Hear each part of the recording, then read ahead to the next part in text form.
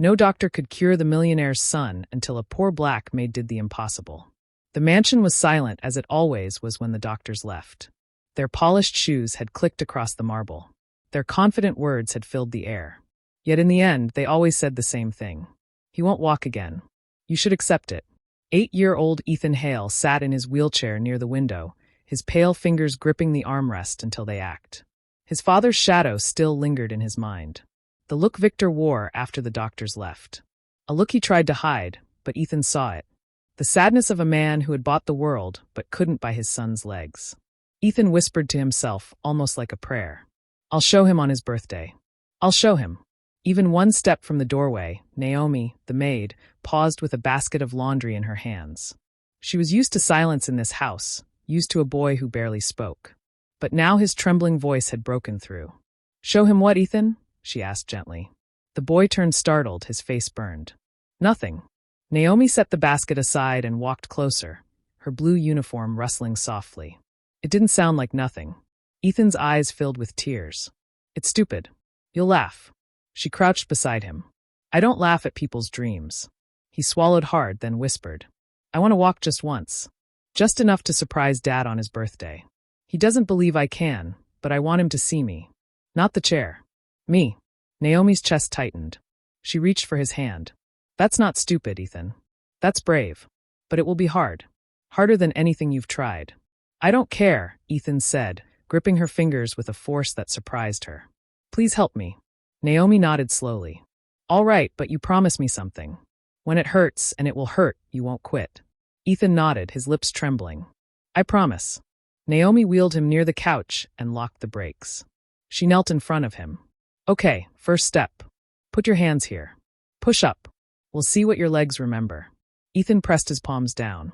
His arms trembled, his shoulders tensed. For a second, his body lifted half an inch, then collapsed back into the chair. He let out a cry of pain. I can't. Yes, you can, Naomi said firmly. Again. It feels like fire in my legs, he gasped, clutching the armrest. They won't move. They're dead. Naomi's voice sharpened. They're not dead. They're sleeping, and you're going to wake them up now. Again. Ethan shook his head, tears spilling. It hurts too much. Then scream through the pain, Naomi said. But don't stop. Push. With a sob, Ethan tried again. His face twisted, his legs quivered violently. His arms gave out, and he collapsed back harder this time, panting, sweating. Naomi caught his shoulders. Breathe. Don't fight the chair. Fight your fear. I can't do it, Ethan shouted. You can't do it yet, Naomi corrected, her eyes burning into his. Big difference. He buried his face in his hands. I hate this. Everyone's right. I'll never walk.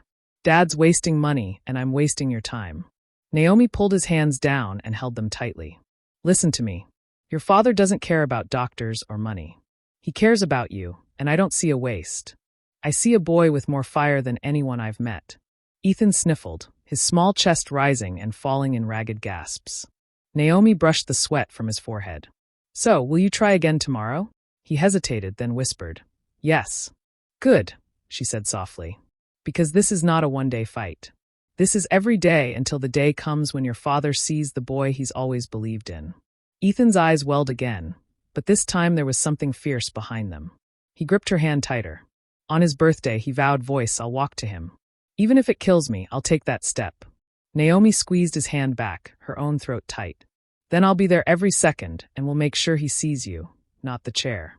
Ethan sagged into the wheelchair, exhausted, his legs limp and aching. But for the first time in years, he didn't feel hopeless. He felt like a soldier preparing for war. And Naomi knew this was just the beginning. The 2 weeks felt like a war. Every day Ethan pushed, and every day he fell.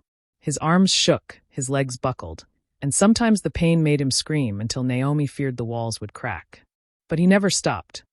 Again, he would whisper, sweat dripping down his small face. Naomi stayed by his side, holding him steady, her own arms aching from catching him over and over. One day, Ethan, she told him, your legs will remember, and when they do, you'll give your father a gift no one else can. Ethan clung to those words as if they were his lifeline. The night before Victor Hale's birthday, Ethan lay awake in bed, staring at the ceiling. His voice cracked as he whispered to Naomi, who sat folding his clothes nearby. What if I fail tomorrow? What if Dad sees me fall before I even take one step? Naomi turned, her eyes fierce. Then he'll see the bravest boy in the world. Because even falling while trying is greater than never trying at all. Ethan nodded, but his heart still raced. The next evening, Victor came home late. His white shirt collar was undone, his steps heavy. The staff had left a cake on the table, but he barely glanced at it. Birthdays hadn't mattered to him for years. Not since doctors began telling him what his son would never do. But as he stepped into the living room, he froze. There was Ethan in his wheelchair with Naomi kneeling beside him. The boy's face was pale, his hands gripping the armrests so tightly his knuckles glowed white. "Ethan," Victor said, setting his briefcase down. "What's going on?" Ethan's voice trembled. "Happy birthday, Dad." Victor blinked. "Thank you, son. But why do you look so watch me?" Ethan interrupted, his eyes shining through tears. Victor's chest tightened as he watched his boy plant his palms down. His small body trembled violently. His legs barely shifted. His shoulders screamed with the effort. "Ethan, stop," Victor said, rushing forward. "You'll hurt yourself." Naomi blocked him gently with her arm. "No, let him try." Victor's eyes burned, torn between fear and hope. "Try what?" Ethan let out a cry, his face twisted with pain. "Walking for you." He pushed harder, his whole frame shaking. For a second, it seemed hopeless. His arms buckled, his legs gave nothing. Then, with a guttural cry, his body lifted an inch. His knees trembled, his toes scraped against the floor. Victor gasped, his hands covering his mouth. Naomi steadied Ethan's elbow, whispering, "Come on, Ethan. One more push. This is your moment." Ethan screamed through his teeth, his body rising higher. And then he was standing, wobbling, swaying like a fragile branch in the wind. But standing. "Dad," he panted, his face wet with tears. "I told you I would." Victor's knees buckled. He staggered forward, eyes wide with disbelief. "My God, Ethan, you're standing." "You're really not done yet," Ethan whispered. With every ounce of will left in him, he dragged his right foot forward. It slid only a few inches, but it was a step. He nearly collapsed, but Naomi caught his arm and held him steady. I walked," Ethan gasped, collapsing into Victor's arms. Victor clutched him tight, tears streaming down his face. "Son, you gave me the greatest gift of my life. No money, no doctor, no miracle in the world could match this." Ethan buried his face in his father's chest. "Happy birthday, Dad. I wanted you to smile again." Victor kissed the top of his head, his whole body shaking. "I'm smiling, Ethan. And I'll never stop. You've given me back everything I thought I lost." Naomi stood a step back, her hands trembling, her eyes wet. She wasn't a doctor. She wasn't a therapist. She was only a maid, paid to clean and serve. Yet it was her patience, her stubborn belief, her refusal to give up that had unlocked what the world said was impossible. That night, Victor knew the truth. No doctor could cure his son until a poor black maid did the impossible. The mansion, once filled with silence, now echoed with a father's sobs, a boy's exhausted laughter, and the quiet pride of the woman who had made it all possible.